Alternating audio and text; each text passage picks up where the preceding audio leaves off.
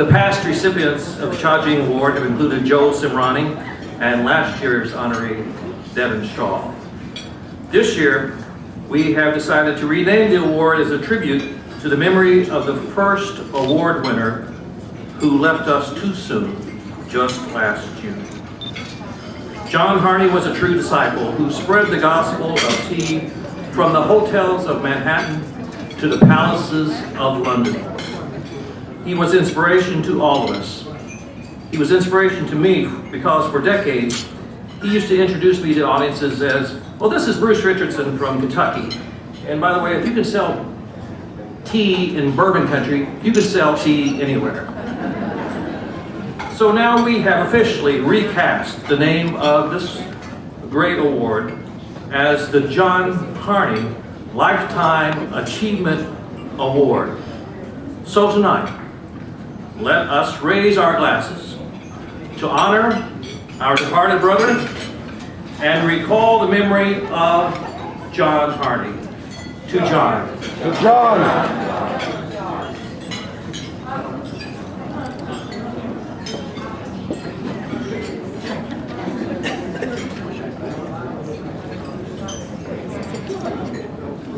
With your eyes, not as beautiful as an evening star, but with more secrets than an autumn mist in distant trees.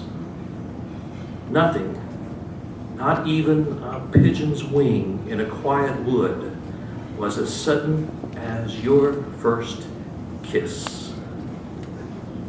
Your beloved Norwood. 40 years later, they are with us tonight in this room. But first, let me introduce to you John Harney's son, to present the award for this evening, Michael Harney.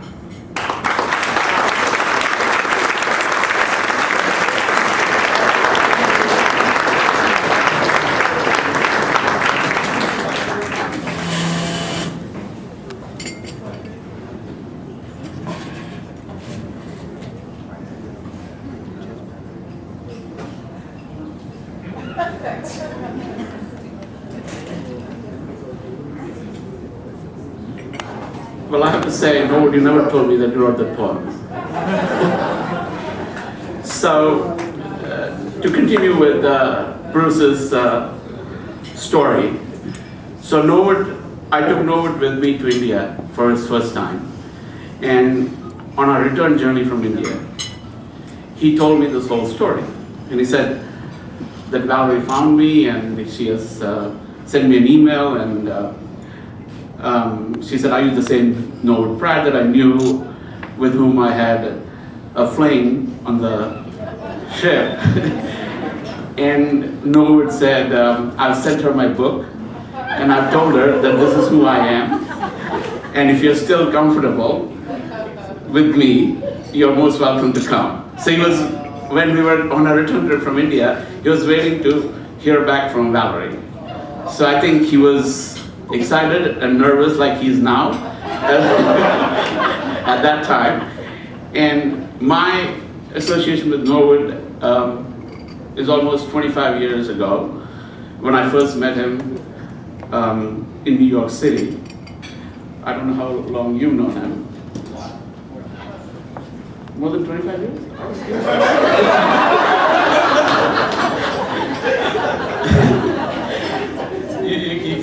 So I met him at the Tea Board of India director's house, and Norwood was carrying some Nilgiri teas in his pocket, and he said, oh, I bought some great teas from this particular estate, and I said, okay, let me take a look at it. And I told him, no, this can't be this, and that's how our association started. He was based in San Francisco, and all my success that I have, I think Norwood has a major role to play, and thank you for being there.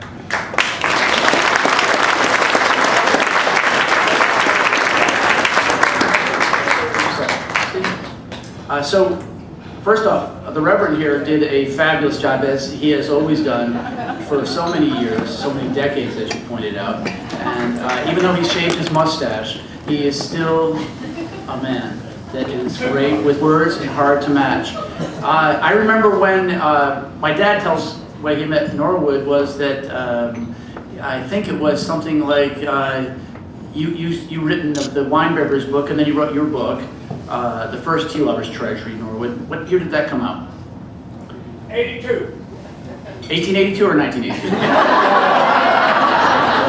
So then they started having a great relationship.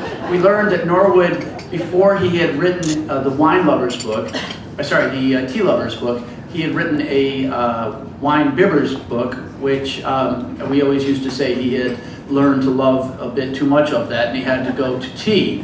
So Norwood has been associated with tea for many, many, many years, and we always loved when he would come. And we used to have the Reverend come when we had the tea summit before it got much bigger like it is here.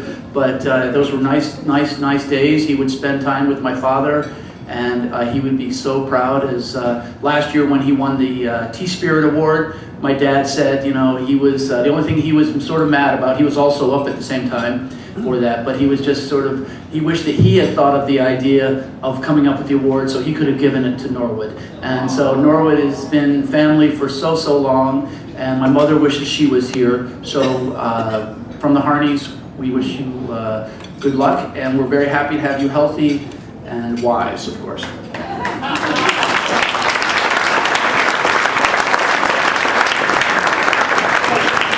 You might be getting close. When did you first meet Norwood? I remember when I first met him. I remember when Norwood introduced us to Devin was when they had the first thing in San Francisco, when it was they were doing the Specialty Tea Institute, and Norwood said, "We have a tea producer here, damn it. Let's say hello to him." So let's get to Norwood though.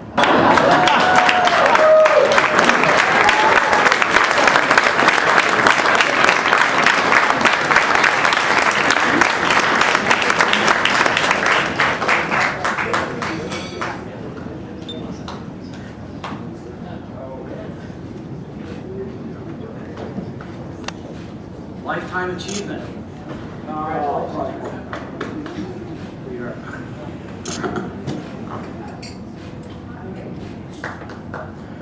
Thank you. It would be inappropriate to be speechless.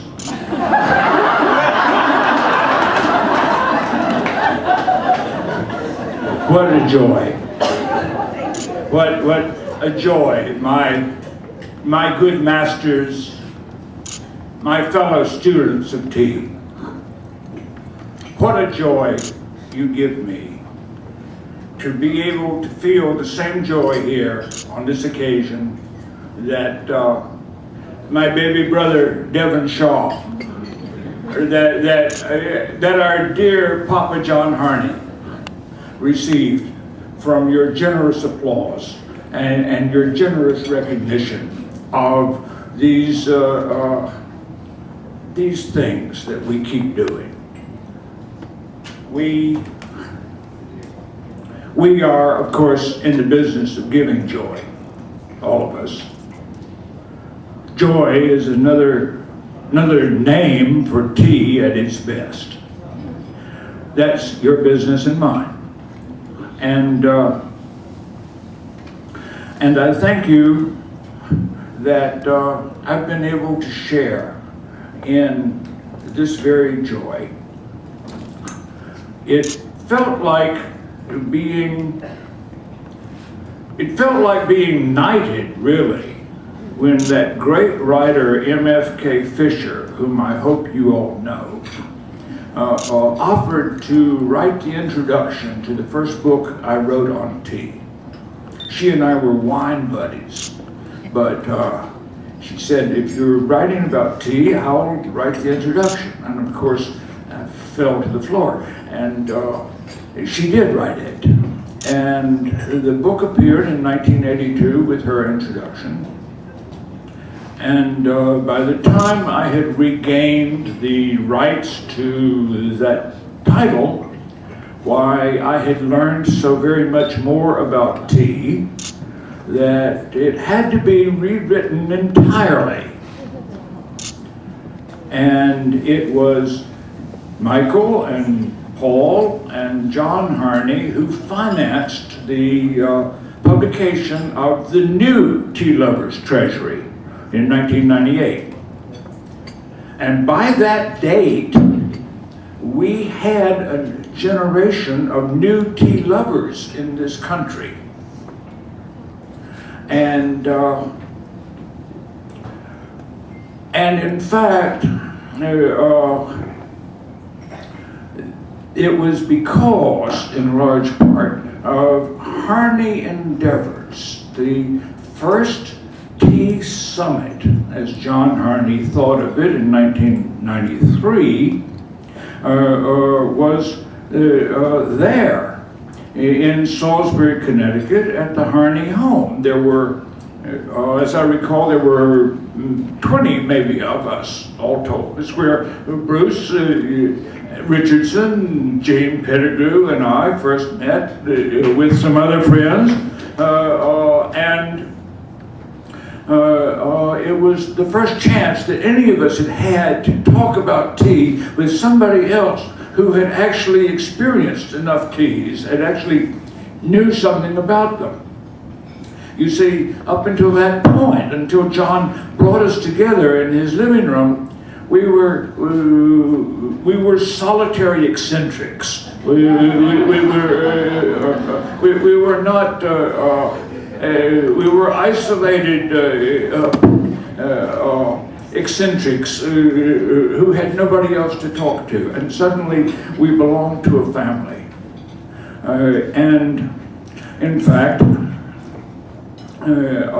we went right on talking to anybody who would listen to our passion about tea, and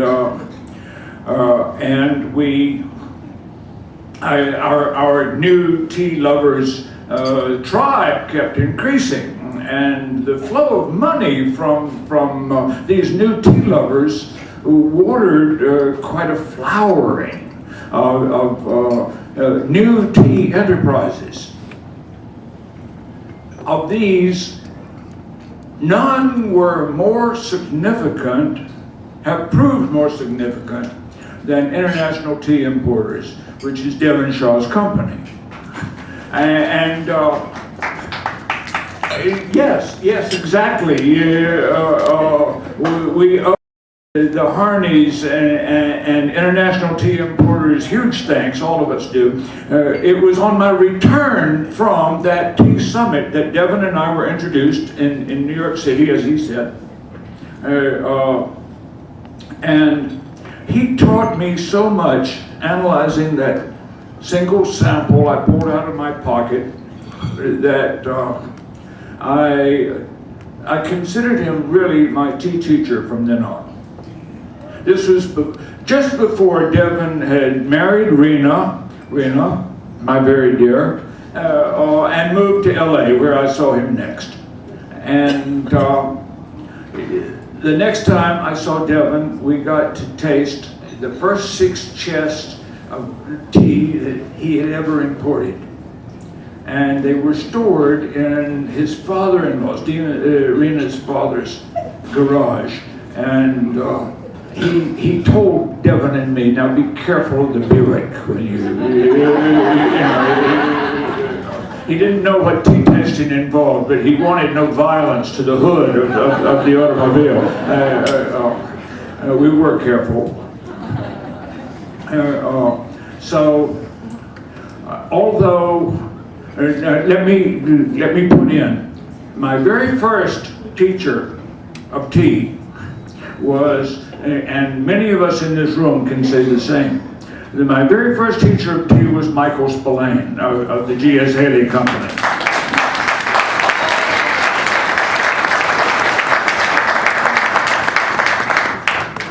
I was initiated into the mysteries of Chinese tea by that Taoist mystic Roy Fong of Imperial Tea Court. And I have learned all I could from all of you. I have. Ours is a tremendous exchange of information and inspiration. But principally, I've really been a disciple of Devon's since that these many years.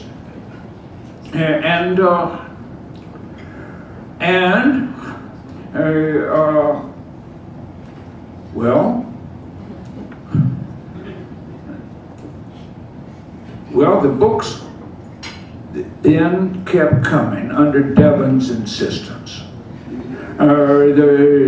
He inspired and then compelled me to compile James Norwood Pratt's Tea Dictionary, which seems to have become the international industry's standard reference.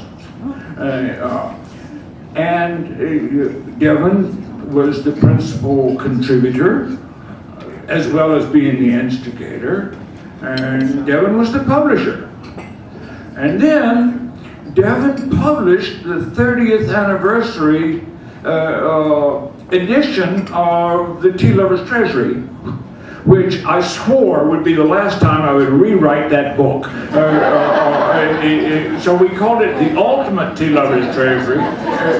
Your last chance, you see, and I encourage you to buy dozens of copies. But it is your last chance, and it is Devon's publication.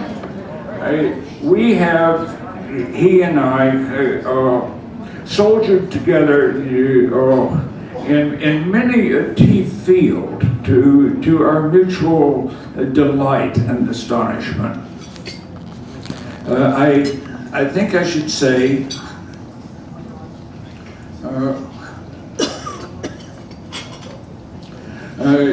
behind this book, in its various editions and in 5 or 6 languages, has now sold several hundreds of thousands of copies that I can keep track of.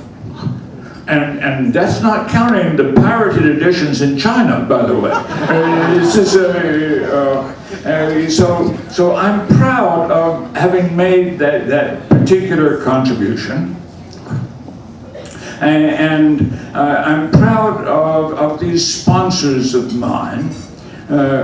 Indeed, I'm proud to have this opportunity, Devon and Michael and the whole Harney clan. I could hardly have survived, much less have accomplished anything, without your steadfast friendship and support. It's thanks to you, and I thank you publicly from my heart.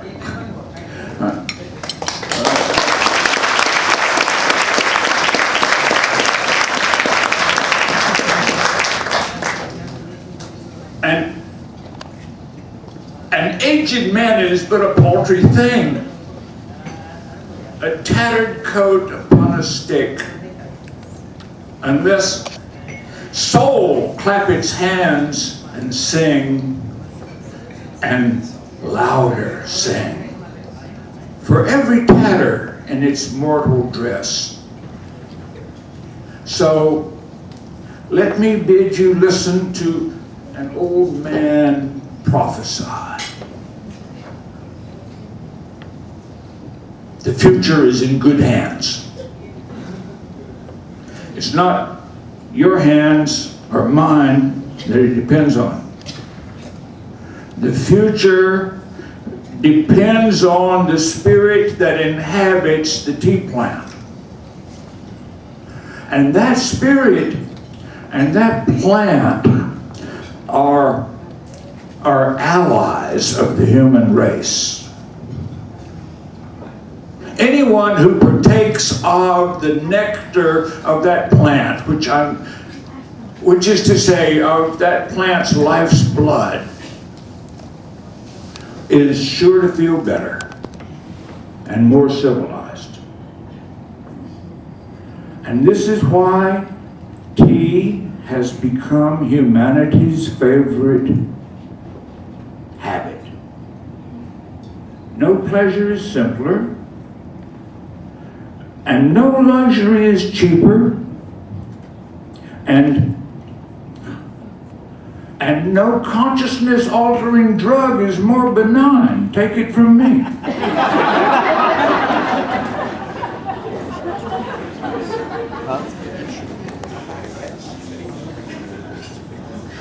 This is the one reason that we grow it and procure it and that people buy it from us. The reason is we like the way it makes us feel. So I consider all of us here the agents of that good feeling that tea gives us. That's what our business is purveying a feeling of well-being, of warm-heartedness, and deep but real pleasure. And I can't help thinking it's really needed at this time in this place. Because you see, there's nothing virtual about tea. It is actual. Tea is a leaf that comes from an actual plant that lives on a hillside somewhere.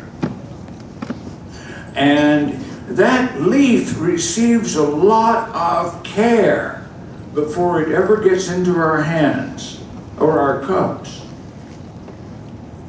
And that leaf conveys, without doubt, that feeling.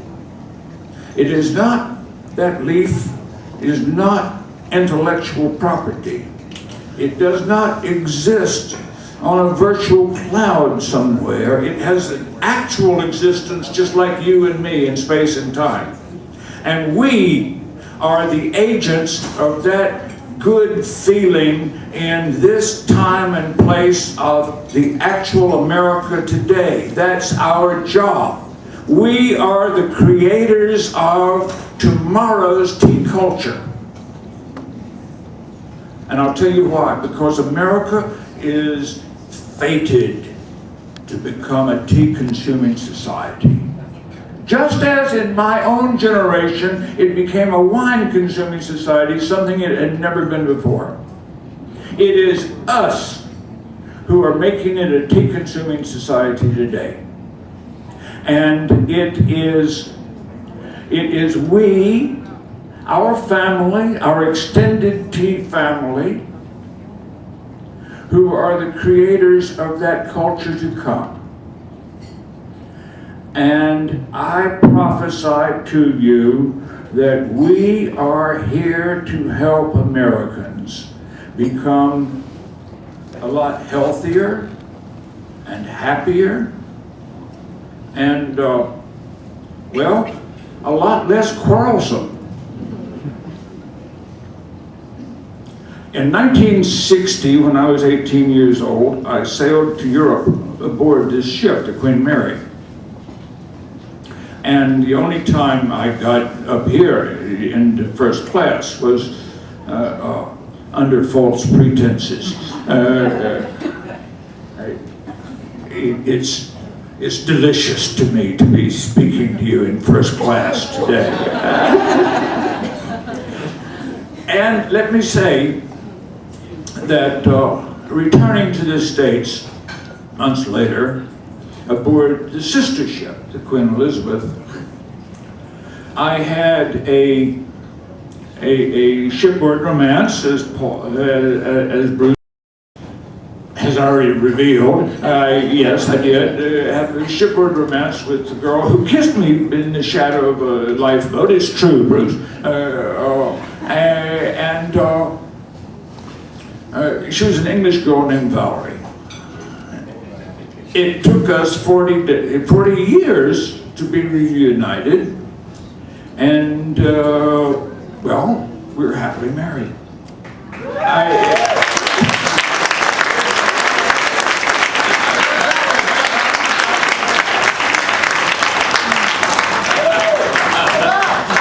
Just imagine, yes, there's hope for us all.